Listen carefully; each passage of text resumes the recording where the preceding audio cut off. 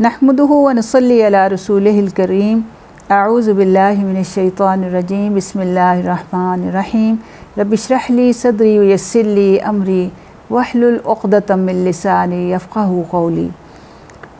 नमाज में जायज़ उमूर के हवाले से हम बात कर रहे हैं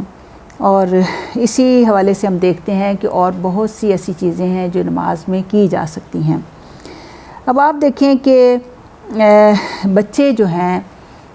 वो इंसान को अपनी औलाद से बहुत मोहब्बत भी होती है और कई दफ़ा आम तौर पे औरतों के पास ये बड़े मसाइल होते हैं कि नमाज किस तरह पढ़ें, बच्चे नमाज ही नहीं पढ़ने देते और रोते हैं और कैसे उनको हम छोड़ें और इस तरीके से। तो और फिर ये कि ये भी आम तौर पे ये तस्वुर होता है कि बच्चे को उठाया नहीं जा सकता और कई दफ़ा ये भी सूरत हाल बन जाती है कि बच्चे को नमाज के दौरान हम बहुत ही दूर हटाते हैं और ऐसा करने से बच्चे के अंदर नमाज से मोहब्बत नहीं बल्कि नफ़रत जो है वो पैदा होती है, जबकि हमारा दीन ऐसा कुछ भी हमारे पर पाबंदी जो है वो नहीं लगाता। नमाज में बच्चे को उठाने से नमाज बातिल नहीं होती है। आप देखें कि बुखारी और मुस्लिम की हदीस है, हज़रत अबू क़तादा रदियल्लाहु अन्हु फरमाते हैं कि मैंने नबी अकरम सल्लल्लाहु अलैहि वसल्लम को इस हालत में नमाज़ पढ़ाते देखा कि अबुल आस की बेटी उमामा, ये नबी सल्लल्लाहु अलैहि वसल्लम की नवासी थीं, हज़रत ज़ैनब रदियल्लाहु अन्हा की बेटी थीं, आप सल्लल्लाहु अलैहि वसल्लम के कंधों पर थी। आप सल्लल्लाहु अलैहि वसल्लम रुकू फरमाते तो उमामा को उतार देते और जब सजदे से फारिग होते तो उसे फिर उठा लेते। आप देखें कि नबी सल्लल्लाहु अलैहि वसल्लम अफ़ज़लुल अंबिया और क्या उनका मकाम और मर्तबा था, लेकिन बच्चों से उन्हें कितनी मोहब्बत थी और अपनी औलाद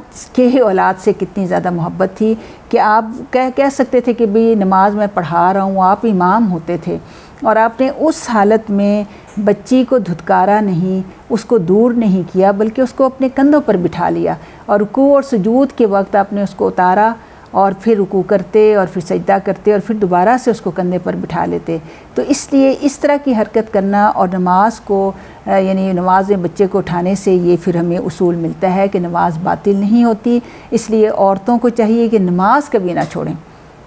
बल्कि नमाज के दौरान बच्चे को गोद में उठाएं और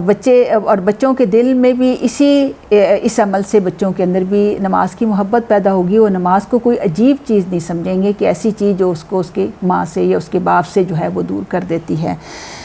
फिर देखें कि दौरान नमाज अगर कोई सोच आ जाए, ये भी ख्याल होता है ना कि अमूमन ऐसे होता है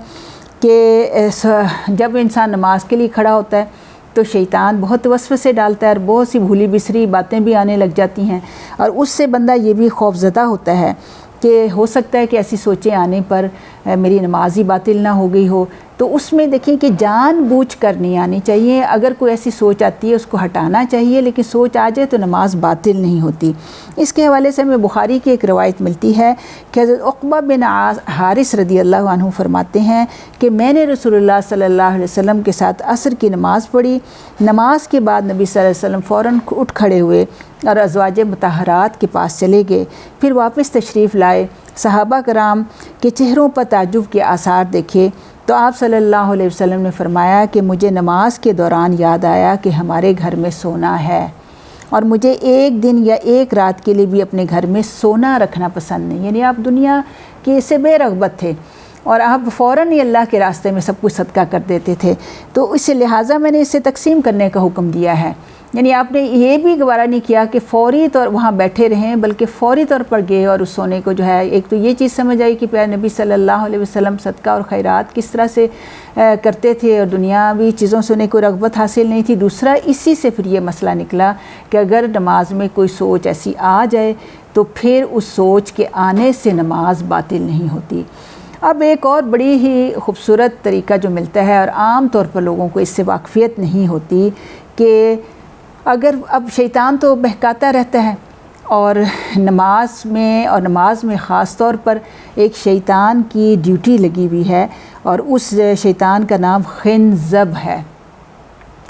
और खिंज़ब वो शैतान है, जैसे शैतान के ने बहुत से चेले अपने छोड़े हुए हैं और हर चेला मुख्तलिफ़ किस्म के काम करता है, तो खिंज़ब जो है शैतान, ये ख़ास तौर पे नमाज के दौरान वसवसे जो है वो डालता है।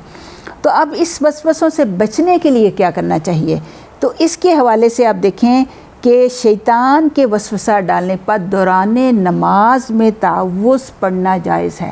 یعنی اعوذ باللہ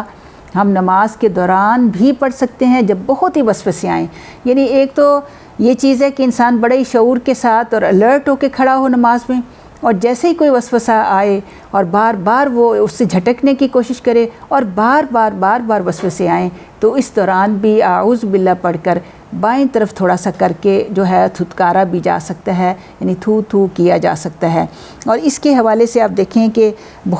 مسلم کی روایت ہے، مسند احمد میں بھی ہے کہ حضرت عثمان بن ابو العاص نے کہا کہ یا رسول اللہ صلی اللہ علیہ وسلم، شیطان میرے اور میری نماز کے درمیان حائل ہوتا ہے، نیز میری قرات میں شک ڈالتا ہے، یعنی مجھے نہیں پتہ چلتا میں نے کوئی صورت پڑھی ہے کہ نہیں پڑھی ہے۔ حضور اکرم صلی اللہ علیہ وسلم نے فرمایا کہ اس شیطان کا نام خنزب ہے، جب اس کی اکساہٹ محسوس کرو تو دوران نماز ہی اعوذ باللہ پڑھو اور بائیں طرف دل کے اوپر 3 مرتبہ تھوکو۔ تھوکو سے مراد یہ کہ وہ تھو تھو کرنا ہے۔ اور حضرت عثمان رضی اللہ عنہ کہتے ہیں کہ میں نے ایسا ہی کیا اور اللہ تعالیٰ نے شیطان کو مجھ سے دور کر دیا۔ تو دیکھیں دین کی صحیح سمجھ آنے سے ہم کس طریقے سے شیطان کے وسوسوں سے بچ سکتے ہیں، تو یہ کام نماز کے دوران کیا جا سکتا ہے۔ اور پھر اس طرح دیکھیں کہ سخت گرمی کی وجہ سے سجدے کی جگہ پر کپڑا رکھ لینا بھی جائز ہے، اور اسی طرح اگر کوئی نمازی کے آگے جو ہے کوئی آ رہا ہو تو اس کو ہاتھ سے روکا جا سکتا ہے۔ تو اللہ تعالیٰ ہمیں اپنی نمازوں کو درست کرنے کی اور بہترین طریقے سے نمازیں پڑھنے کی توفیق عطا فرمائے۔ وما علینا الا البلاغ المبین۔